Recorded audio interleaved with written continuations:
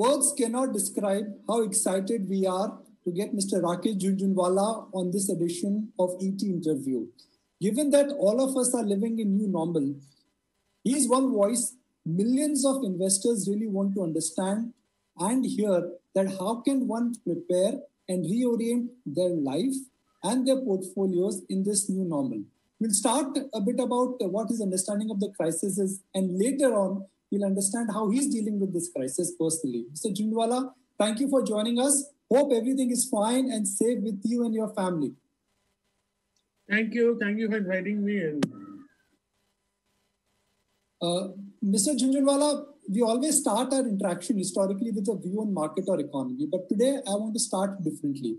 I want to first start with your take on what do you think this crisis will change in terms of life, social life, and other behavioral aspects?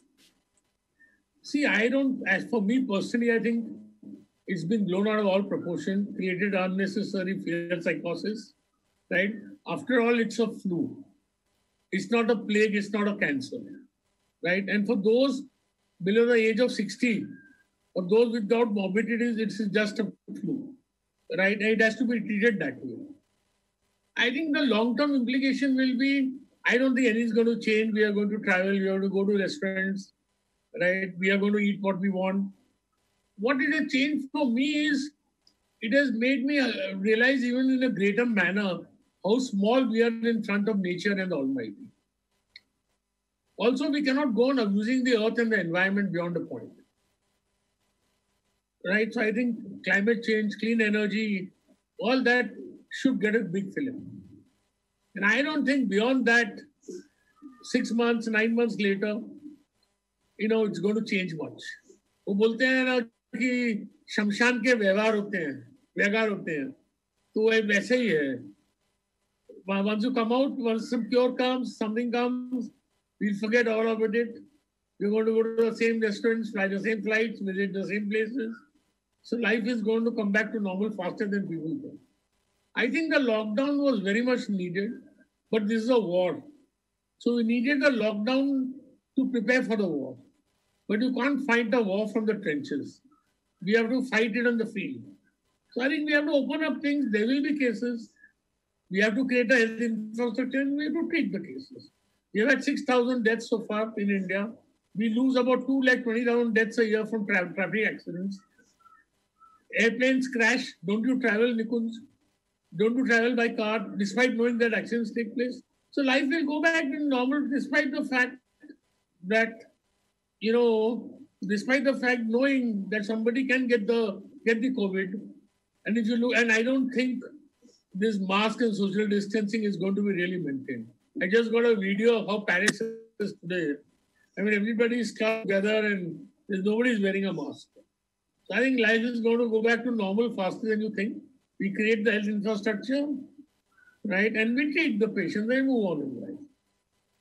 So personally, I think we should work to get out of this fear psychosis. I think unnecessary, unwanted fear psychosis has been created. Also remember that those patients who face challenges also, as doctors are treating them, they are able to treat them better. I know some very prominent people who got it, who went into the ICU and are back normal in 2-3 days. So it's not as if it's a bullet on your head or it's a, it's a death warrant. So I want to bring out your experiences for our viewers and for everybody. In this entire lockdown period, what has been your most joyful moment? What has been your most, stressful moment? Well, I think the stressful moments were until I could get a grip on how things will play out.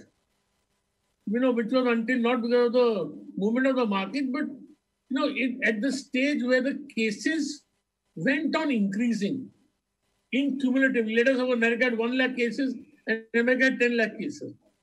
But the number of new cases every day did not progress, in the same way as the total number of cases. So in America, at 1 lakh cases, there were 5,000. In 10 lakhs, there were 25,000, even at 20 lakhs, there is 25,000.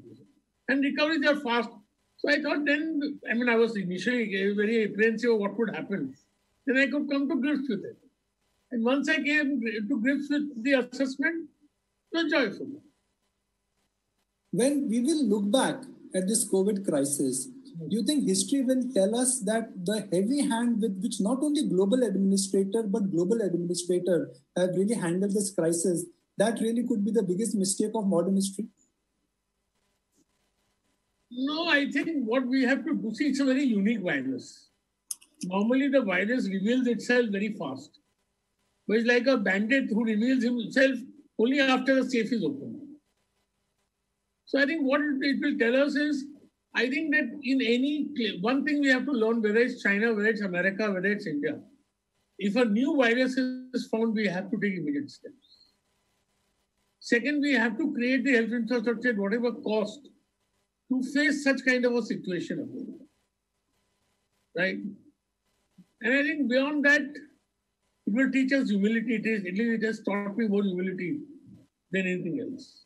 The human race has to learn how small science is in front of the Almighty and the nature. And we got to respect our environment, be concerned about climate change.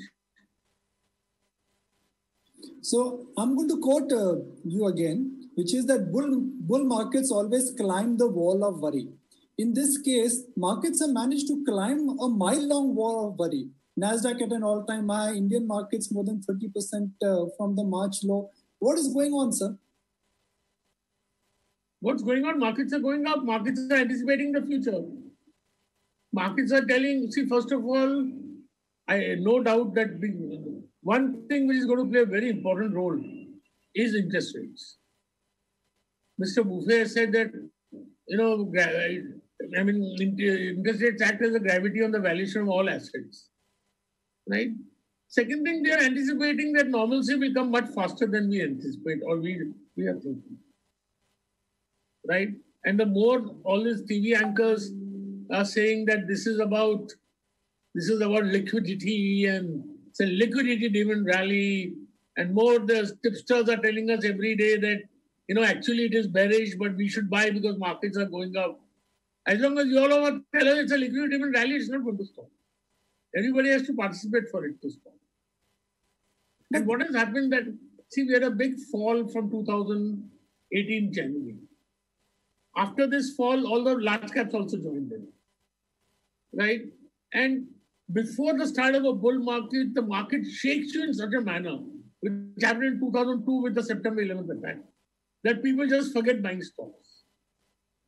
And we could remember this is far different from 2008, because 2008 you were coming out of an investment boom. Corporate India was highly leveraged. Now I think corporate India is highly cleansed and leverage levels are extremely low. And also in 2008, there was a great participation in the Indian equity markets and the markets worldwide, which is not the case in India at least. Yeah, that's what I'm saying. So I don't look, see, markets are indexed at 10,300. Market may go 500 points, 1,000 points, 1,500 points. We don't know before it stops. The real test will be how much does it fall after it stops. And I personally don't think it will fall much. We are in the midst or the birth of what is going to be a good bull market in the You are exactly sounding like the Rakesh Jhunjhunwala I met in 2003. When 9/11 had happened, the world was recovering from the 3MT blowout, but Rakesh Jhunjhunwala went on a television channel, which I used to work with, and he thumped the table, literally, thrice actually, and said, a mother of a bull market is about to start. You were a lonely guy to claim it. And right now you're sounding exactly like that. I don't know whether the mother is starting or the father is starting, but I know that a good bull market is starting. And every bull market is higher than the last one, is more fiercer than the last one. And when we think about it, the reasons are not apparent. Time will reveal the reasons. Did the March sell-off shake you out? The price action was so fierce on the downside. Did that shake you for a couple of days? If it didn't shake anybody on the market, then he was not human. It shook every human participant in the market. I was also shaken. And at that moment, I thought we should be prepared for anything and everything. And has the comeback equally delighted you? Well, I won't say it has delighted me, it has comforted me. And also that is, I have, in my personal opinion, more grips about COVID than I had that time. I have a more informed and more, I would say, more sure opinion. I don't know whether I'll be right or wrong. So, will you be surprised that Indian markets make a new high in next 6 months? Well, that is difficult to predict. I won't be disappointed if markets consolidate. I mean, say, if the Nifty rises, I don't know, 200, 300, 500, 1,000, 2,000, whatever points from here, and then passes 6 months' time, what's wrong? I would encourage you to share your thoughts on this entire liquidity, which everybody seems to be talking about. Liquidity hai, isliye market upar ja raha hai. What could be the end game of this liquidity? Because interest rates will remain low for long. And so liquidity, matlab kahan se liquidity aata? Markets always go up because there is liquidity, because the number of buyers are lesser than the number of sellers. So I don't understand what is the liquidity meaning here. You TV anchors only understand it. I don't understand. Liquidity-driven rally, I don't know. All rallies are liquidity-driven. Who are you to decide the fundamentals? You know 18p is right or 22p is right or 14p is right. So in 16p it is fundamental and 22p it's liquidity-driven. I don't know. I'm not so smart to judge it. Should one not get complacent about risk of a second wave of virus? Well, at least in China and Korea, it has not happened. It's not happened in France. It's not happened in America. You know, on the Memorial Day, a lot of people went to the beaches and interacted. We've not seen any upsurge in cases. So we should always be alert. But the evidence so far is that there is no second recurrence anywhere. And 1 or 2 cases are going to come. There are going to be cases. It's the flu. It's not going to go away in a hurry.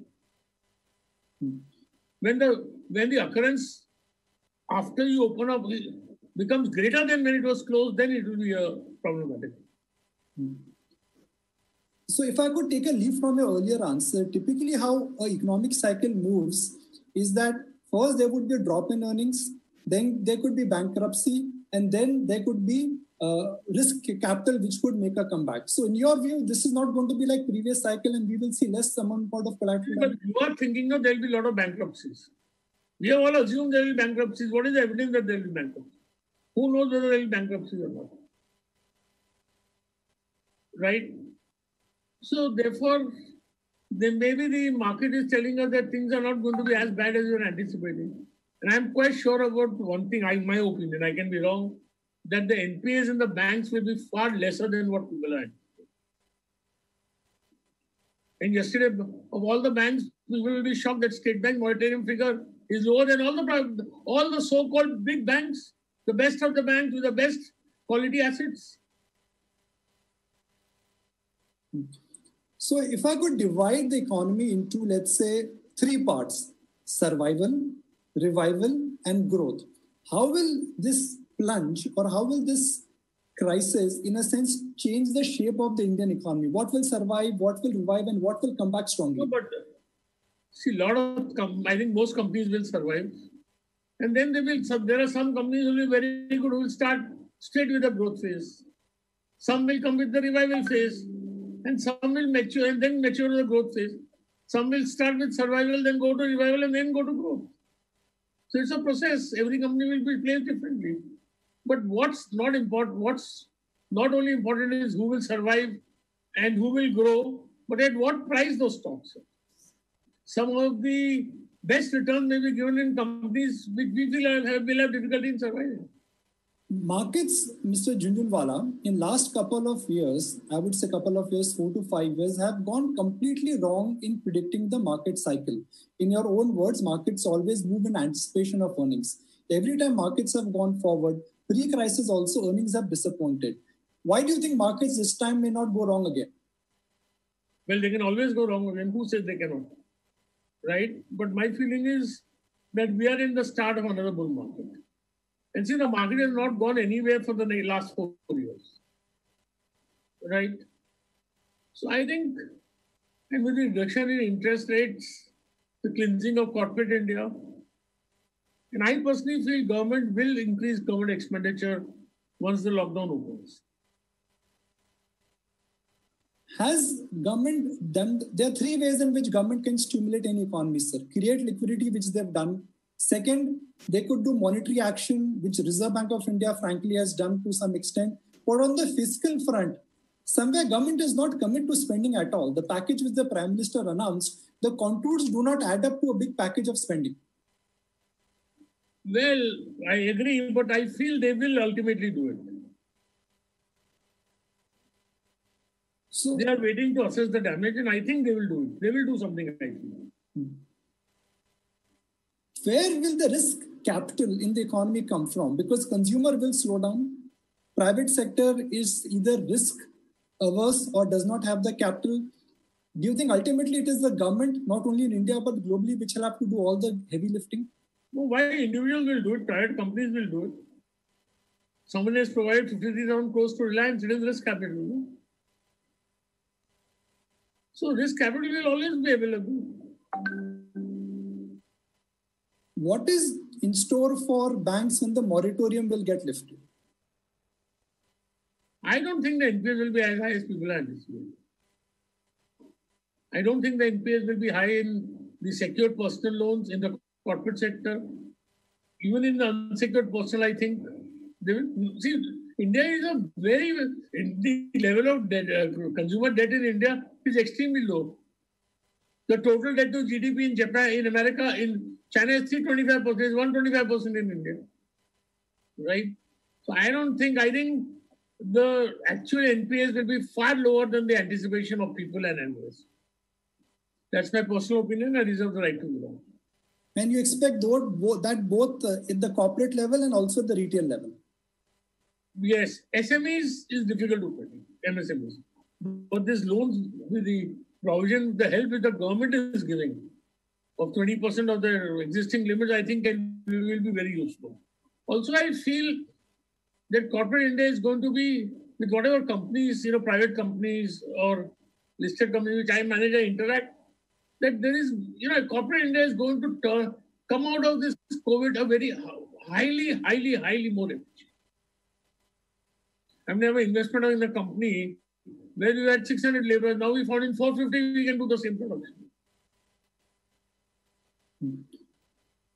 Banks are getting ruthlessly punished on one side, but on the other side, when Mr. Kotak wants to sell his stake, he can sell it like makhan and butter. One day, and he's able to raise 6,000 crore. So, what is going on in banks? Well, there is a lot of demand for qualitative and quantitative stocks. If you have a quality management which has performed, and you have a large block of stocks, the investors would like to write $100 million single checks, $50 million single checks. So this shows in Lever, in Kotak, the kind of demand there is for Indian paper. But do you think the suffering which has happened in banks is largely an issue of over-ownership and it is not a reflection of the economy? Well, over-ownership is a technical reason, but also it is more than anything, it's an expression of fear. See, what markets don't like is uncertainty. And certainly I agree with the people that there is uncertainty regarding the increase. And this will be known only by December. So I expect the financials to be in a range until December. But for NBFCs, do you think barring 5, 6 or maybe, 1 dozen NBFCs, other NBFCs will be in trouble? Some of them will get wiped out. Is that one sector which will be a clear casualty, not because of crisis, but because of... I think they'll get wiped out. I think they'll get consolidated. And depends on which sector the NBFC is in. I think those who are in housing finance will not be so badly affected. Those who have big exposure to the real estate and MSMEs may be affected. Now, you said that... Now, you've always been a believer in making big predictions. And when Rakesh Jhunjhunwala speaks on TV, he rarely speaks. So it's a pleasure for us to have you back. But when he speaks, he always obliges us with one big prediction. Like you spoke about pharma some years ago. manufacturing. So for this decade, sir, what is your big picture? What is your big prediction? I need a headline from you. The headline is that this, in posterity, when we look upon the COVID, we will think, oh, we were so frightened. Really? So I think the overhyping of this COVID may be one thing which we'll always remember. When you read about Stanley Druckenmiller, Warren Buffett, Sam Zeel, he was on my show last week. All of them have made billions by investing in cycle. When the old boys club in America starts getting bearish, one starts thinking that, "Arey, ye kyun itne bearish hai?" Well, that's their opinion. Best of luck. We have not made wealth by aping anybody. Right? So, and Sandy Druckenmiller or Roy Dalio or not Warren Buffett, but all of them have been bearish for long periods of time. It's not that the COVID has made them bearish. Are you betting on the front foot right now, sir? I'm betting on a front foot means I'm always fully invested, more than fully invested. At the moment also, I'm more than fully invested. So you never had a thought that, look, it's time to raise cash in the portfolio even in March or April when markets fell? Well, I had sold in January, February. I had reduced my leverage. And I thought, the March valuations, I did not have any reason that I should sell at those prices. And the market did not give you time to react. It rebounded so fast. Is that the new normal of what, whether it is machine or algorithm or ETF, that cycles will get contracted? We will not be in a 5-year bull market and a 3-year bear market now. It's 1 year, you will see hell and heaven both. Well, I think in America, we have been in a 40-year bull market. We basically on a bull market, you have had small corrections in, say, 99, 2000, in 2008, you're on a continuous bull market. So, there can be a short-term trend, a medium-term trend, a long-term trend, and a long-term trend. The long-term trend everywhere is bullish. But I think cycles can get contracted. But I don't think 5 years of bull markets are going to have 3 years of bear markets. 5 years of bull markets are going to have 1.5 years of bear markets. Rakesh Jhunjhunwala once told me that it is difficult to predict the weather, which is short term, but he is good at predicting seasons, which is the long term. So let's talk about the seasons, the long term, 3 years, 5 years. In last 10 years, equities have not given good returns. They've not even given you double-digit returns if I look at the last decade. In this decade. Who says that, Nikunj? My portfolio from the trough of 2009 to today has done wonderfully well. Markets have not given return in the last 3 years. From 2017-18 to today. Not for the last decade.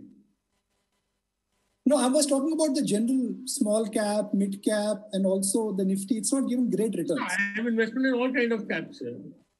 There has been good return from 2009 to 2017. I had very good return there. Maybe it's from 18, 19, 20, the last 2 years of the returns are not good. How do you think the consumer behavior in India and the world will change? Some people are talking about, okay, luxury spend will be less. People will not spend. People will spend, but they will spend on low branded products. What's your sense on consumer behavior? I think that will not last beyond 3 to 6 months. I don't expect much change in consumer behavior over a longer term. And I'm not competent and I don't want to predict what they will do in the short term. We can divide the market into two. Companies which are growing but are expensive, but are the darlings of the market. Companies which give a lot of value for a value investor like you, which is like ITC or a BHEL or a State Bank of India. How does one invest in this kind of a market? Because the darlings are expensive and going higher, and the value stocks are only becoming cheaper. Got to make some mix of the darlings and the battered. But I think at the moment I will invest in the battered stock rather than the darlings. We spoke about PSU stocks immediately after the corporate tax cut. That was about 9 months ago. And you said PSU stocks offer a lot of value. Nobody is recognizing it. I think if the government comes out with a coherent disinvestment policy, see, if you sell ITC 10% of LIC, and then you're going to sell 5% of LIC every year, LIC is not going to go up. So unless and until the government sets a defined and coherent disinvestment policy, it will be difficult for the public sector to perform.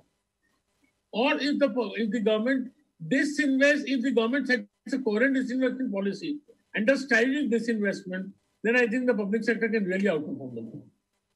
Because the values are unbelievable.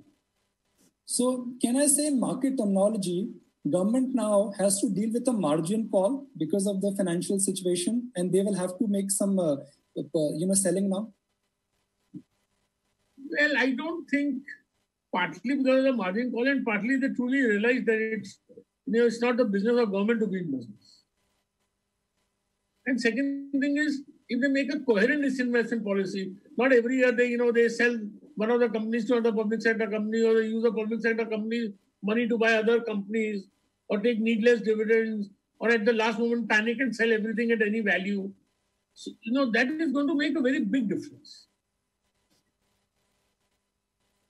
The new normal, everyone is saying that it could be a combination of digital plus digital implementation plus telecom. Do you agree with that? I don't think so. Everything in life is not going to be digital. I mean, there could be some movement toward digital, but everything is not going to be digital. Boss, did you get the pleasure of this interview or as much as if you had been interviewing me face to face? So that human interaction will be needed. I'm waiting for the day where I get a call from you that come to my office or come to my house for a coffee and for an interview, and I really hope that day comes very soon. June 30th, I'll be in my office. Okay, so I look forward to that, and I look forward to talking to you perhaps from your office just to establish that how life is coming back to normal. This question will get a lot of smile on your face. Your conviction on pharma, finally, Mr. Jhunjhunwala, is coming true. Yeah, they're performing well, but I think it's the start of a long innings. It's not a T20, it's a test match. For any sector to go higher, ultimately earnings have to catch up. And I remember when the last pharma rally happened, which is 2014, 15, 16, you said, look, I'm a long-term bull in pharma, but pharma companies in India have this chalta hai attitude. Do you think now that chalta hai attitude is gone? Yeah, I think it has gone. Also, Indian companies are now strategically too important to America. We supply 35 to 40% of all medicines, generic medicine, of all medicine consumed in America. Right? It's not easy to replicate that competitive position. And I think this health crisis will also lead to faster growth of the Indian pharma market and of pharma usage all over the world. When a crisis happens, the survivors, they come back. And a clear example here is that, when the TMT bubble happened, Amazon came back. The TMT bubble went up. So in the pharma also, unlike last time where, Chintu, Mintu, Intu, every Tom, Dick and Harry in the pharma space got re-rated in the market. Do you think in this pharma rally, 10, 15 stocks will only go higher? That happens in every rally. It doesn't happen only in the large ones. Even the small. In fact, when a sector comes in favor, it is the small caps and the mid caps, with percentage-wise give much greater return than the large caps. No, so what I'm trying to understand from you, Mr. Jhunjhunwala, is that you expect a full big pharma market for pharma bull run, or you expect? Yeah, I think so. It will be the breadth of that rise will be very good. When I look at the market caps of Amazon, how Reliance stock has touched an all-time high, how Microsoft has made a comeback. I would not like to comment. No, I'm trying to understand, not an individual company, I respect it. I'm trying to understand that markets currently are voting for only big players. Big are only becoming bigger. Large companies are becoming mega companies. And that's the trend in the initial phase of the bull market. Why is that? No, that's not that is also a trend in the economic reality, That the way Google has reinvented itself or the way Microsoft has reinvented itself. These companies have really performed. What will be the importance of this year's US presidential election given the backdrop? I think if Trump wins the election, I don't think anything's going to change. If Mr. Biden wins, I don't know. There could be implications. Last decade or last couple of decades has been about deglobalization, globalization. Economies have been opening up. The relationship between US and China may be sour right now, but it has worked beautifully well. Is that the biggest risk for global financial economy now? I think deglobalization, the change toward deglobalization will be very limited. There is too much interdependence, and there is too much economic advantage of the interdependence for it to be cut. Right? And don't forget that the Western world also is a large beneficiary of the rise of China. Because China supplies goods at very competitive prices, and China is also a very large market for the American and the European companies and Japanese companies. So there will be some deglobalization, but globalization's essence will be retained in my opinion. You've been talking about concerns in the private space, the startup space, that look, valuations were too strong to sustain, and that's one space where things are getting smoked. What would be the implications of this? I think now capital there will not be easily available. And valuations will take a drubbing in my opinion. Especially after the listing of Uber and the other companies where the valuations are today 25 or 35, 40% of the listed valuations and 25% of what they were at the peak when they were not listed. I think valuations will take a drubbing and capital will move on. Are you a big believer in this entire term which everybody is using, including a company like TCS, which is work from home? Will it happen? Well, I think 5-10% work will go home. But in India, houses are too small, right? And there is a social gathering and social learning in working from offices. And but if I don't go to office, Rekha asked me the next day, "Aajkal office khula nahi hai kya?" The lady is the queen of the house when the husband is not there. So I don't think it's going to be so easy, especially a city like Bombay, for people to work totally from home. But I think 15-20% work could shift. So what does that mean for commercial real estate? I don't think in India commercial real estate is going to go down. Because I think with all this digitization, I'm very bullish on the amount of work that will come to India in the software sector and the media. You always say that when you see an opportunity, you go full in, deep dive. And one very famous quote of Rakesh Jhunjhunwala, which everybody quotes, is that if there is a beautiful girl, she will find a suitor. So what is the beautiful girl in this market? Well, I would like to keep my opinion about girls and markets to myself. But where do you see this opportunity? Like you feel like there is no opportunity, and I am not going to talk about any individual companies. No, I'm not getting into individual companies. I'm just trying to understand, your thoughts. No, the whole market is an opportunity. If any company that you think is going to survive is an opportunity. Okay. Is there merit in assuming that rural economy will make a comeback? Because if I look at stocks in agri space, a company like Escorts or Hero MotoCorp, is there merit in believing that now rural economy will do slightly better than urban economy? No, I'm told the agriculture economy is doing very well. It is not much affected by the lockdown. We have had a very good rabi crop. There is hope we will have a very good kharif crop also. So I think the rural economy should do well, and government has pumped a lot of money to rural areas by terms of the employment schemes and other schemes. So I see no reason why the agrarian economy will not do well. Has this... If the agrarian economy does well, even the others can do well. It's not only the agrarian economy that will. It's not. They can complement each other. Have you become tech savvy of late? Because technology is something which you've always said that, look, I'm not a technology guy. I'm not a technology guy, but I can use technology to the extent I need it. Otherwise, I take help from my children. Your daughter is a teenager. Your boys would be teenager very soon. What are you telling them as a father, as a parent, to explain this crisis, what it means for them? Because I'm sure they're asking you, obvious questions. Well, I'm cautioning them that it's not the cancer, it's not a plague. Don't have a fear psychosis like your mother. It will also go. And if you get it, it's not a cancer, it's not a plague. So when working from home, who's the boss of the house? Mrs. Jhunjhunwala, Mr. Jhunjhunwala? Sometimes I, sometimes Mrs. Jhunjhunwala. Your 60th birthday is coming, 2020. You had earmarked that number as a big number for yourself personally also. Right. On your 60th birthday, what is your plan? Nothing.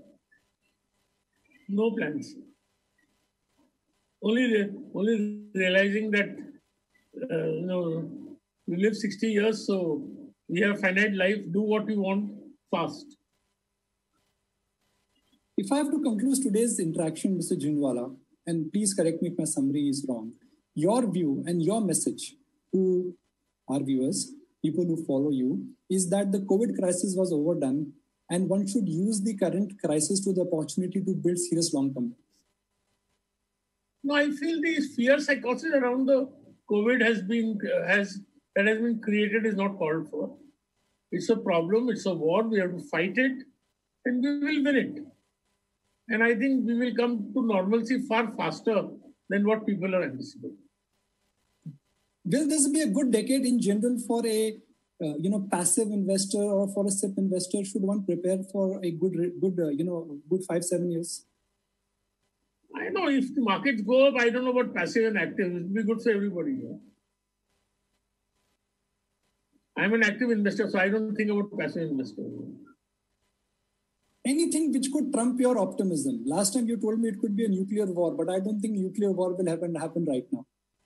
I think a very second reoccurrence could be damaging, but I don't think that's happening.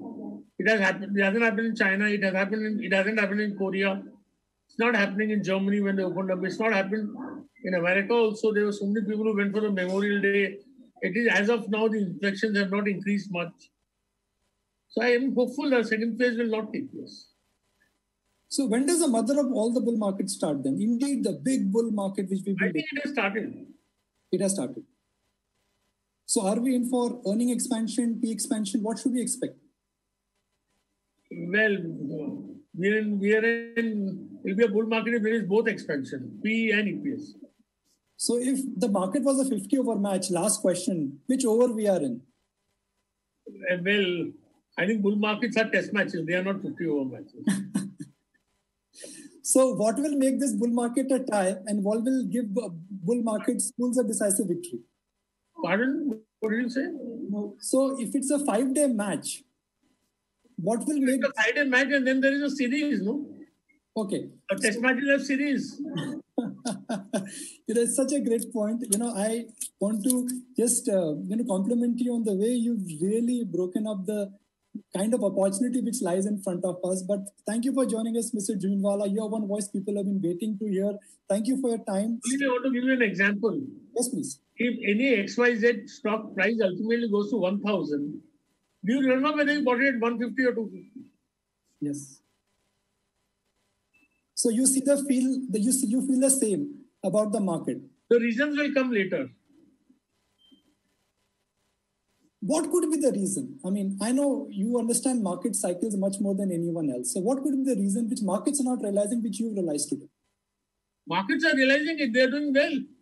No, Janta is not realizing. It. Let me put your The reason is that we have had a bear market for 2 years. We have had some fundamentally, earnings have not grown for 5-6 years.